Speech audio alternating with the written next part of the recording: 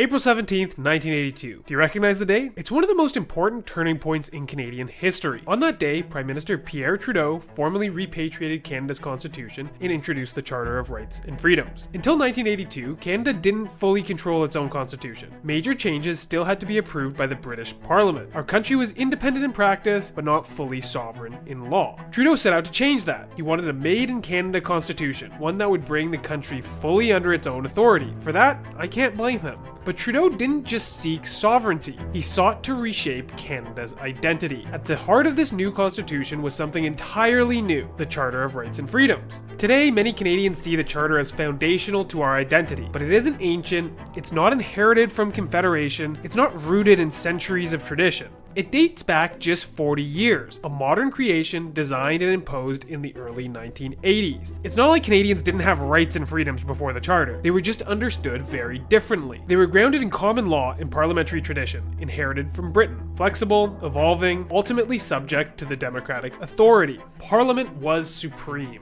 After 1982, that changed. The Charter turned this power dynamic on its head. Power was taken away from elected representatives and given to unelected judges. Law was no longer shaped primarily by the people through Parliament.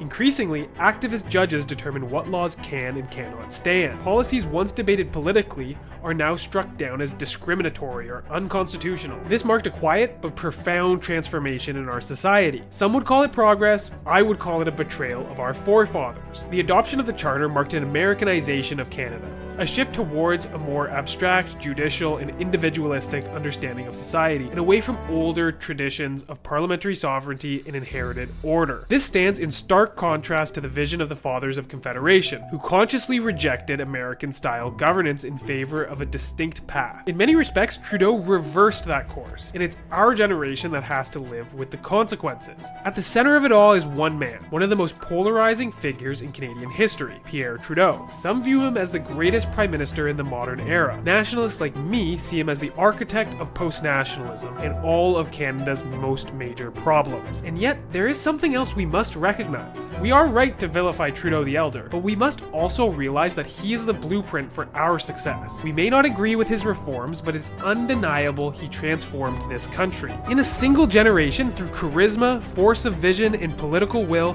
he reshaped Canada's institutions, our identity, and our future. He changed the rules of the game, rules we are still living under today. He proved that one determined leader with a clear vision can transform this country for generations. The question is not whether Canada can be changed, it's who will change it next and in whose image. Long live Canada.